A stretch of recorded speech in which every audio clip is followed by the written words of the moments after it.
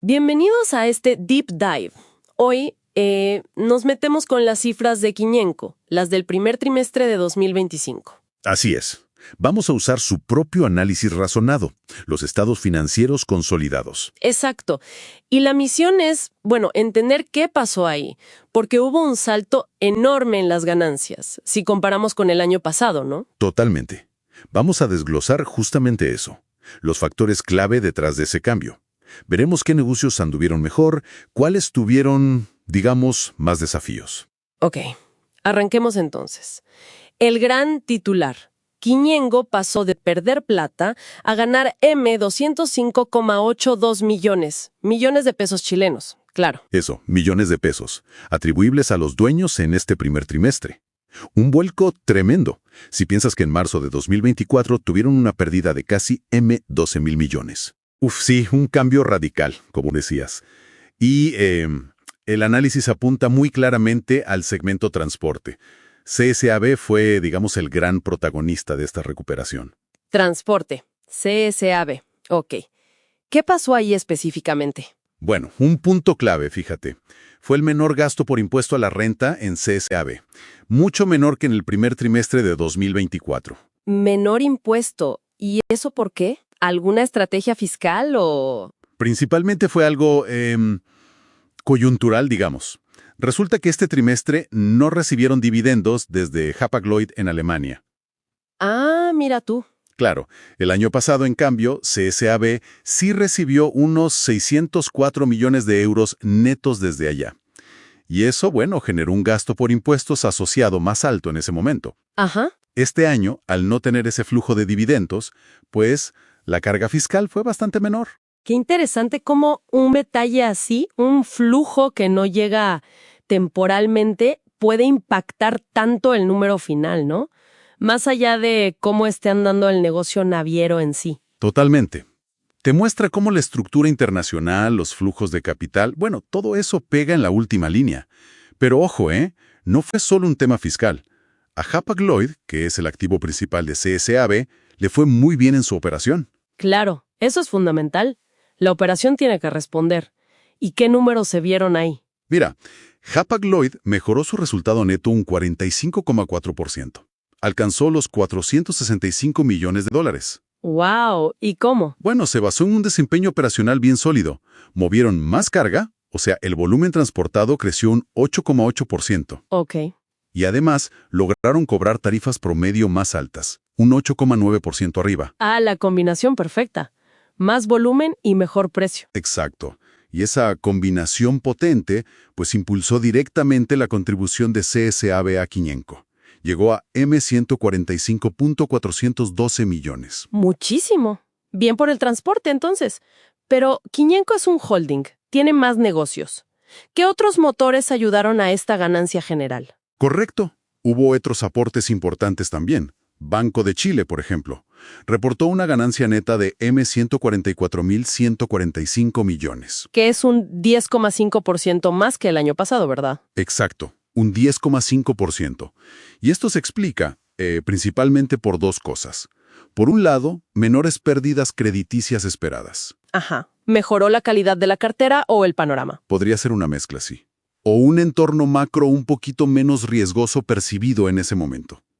Y el otro factor fue una reducción en los gastos operacionales y también en los impuestos del banco. Menores gastos operativos siempre es buena noticia. ¿Se sabe si fue por eficiencia, control de costos? El informe menciona el efecto positivo en el resultado, sí, pero no entra en el detalle del cómo lograron bajar esos gastos. Pero sin duda sumó. Entendido. ¿Y los otros segmentos? Energía, bebidas, ¿cómo anduvieron? También con números positivos. Enex, que es el brazo de energía, creció bastante. ¿Impulsado por qué? Mayores volúmenes de venta en todas las geografías donde operan, Chile, Estados Unidos y Paraguay. Y además, tuvieron un efecto favorable mayor por revaluación de inventarios, seguramente por cómo se movieron los precios del combustible, ¿no? Tiene sentido. ¿Y CCU? Las bebidas. CCU también bien. La ganancia neta subió un 10,7%. Ahí lo que ayudó fue el buen desempeño de sus negocios internacionales. ¿Mencionan algún país? Sí, el informe destaca específicamente Argentina. Y también tuvieron menores gastos por impuestos en CCU. Ok, entonces el panorama general es bastante bueno. Transporte volando alto, banca sólida, energía y bebidas creciendo. Pero, a ver, en un holding tan grande, difícil que todo suba al mismo tiempo, ¿no? ¿Hubo alguna área que restara un poco o que no brillara tanto? Así es. Siempre hay matices. La contribución de SM-SAM, que es la parte de servicios portuarios, remolcadores, Sí. esa disminuyó un 15,8%. Y eso, fíjate, a pesar de que el informe dice que el desempeño operacional de sus negocios clave, como remolcadores y logística aérea, fue bueno. ¿Cómo así? Suena medio contradictorio. Si la operación anduvo bien, ¿por qué bajó el aporte al grupo? Bueno, la explicación viene más por efectos puntuales, que no son del día a día operativo de este trimestre. Primero, el año pasado SM-SAM tuvo una ganancia no recurrente, una ganancia extra que este año pues no está.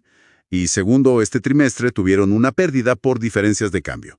Esos dos factores pegaron para abajo en la comparación. Ah, claro, el efecto base del año pasado y un golpe cambiario este año. Ya, eso lo explica mejor. Y a nivel corporativo, en la matriz misma de Quiñenco, ¿qué pasó? Ahí hubo una variación desfavorable en el resultado neto. Se explica más que nada por una mayor pérdida por unidades de reajuste. ¿Qué es ese ajuste por inflación chilena, no? Eso mismo, un ajuste contable ligado a la inflación que afecta el valor de ciertos activos y pasivos.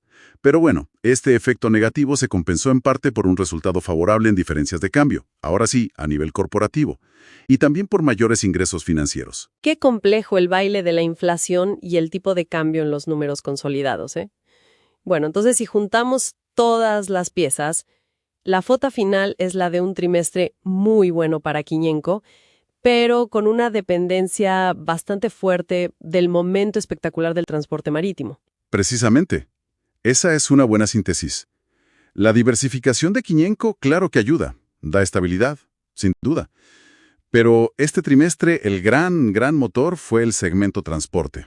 Vía CCAV y el súper desempeño de Hapag-Lloyd, más ese efecto fiscal puntual que comentamos al principio. Claro. El propio análisis que hace Quiñenco separa los resultados bancarios de los no bancarios. Y ambos muestran solidez, sí. Pero el impulso decisivo, el que hizo la gran diferencia, vino del mar. Lleva clarísimo, impresionante como un solo segmento. Y dentro de eso, una empresa clave como Hapag-Lloyd puede mover tanto la aguja en un conglomerado de esta escala. La dinámica del comercio global pega directo en sus resultados. Totalmente. Y eso nos deja quizás una reflexión para el futuro, ¿no? A ver, dado este impacto tan crucial que vimos tiene Hapag-Lloyd y la variabilidad que pueden tener factores como los impuestos por dividendos extranjeros, bueno, uno se pregunta, ¿qué tan sostenible es este nivel de ganancias para Quiñenco? ¿Cómo podrían futuros cambios en la demanda global de transporte o quizás cambios en las políticas de dividendos o fiscales afectar la estabilidad de sus resultados más adelante? Una pregunta clave sin duda. Algo para seguir muy de cerca. Mucho paño que cortar ahí. Bueno, con esto cerramos este deep dive en las cifras de Quiñenco.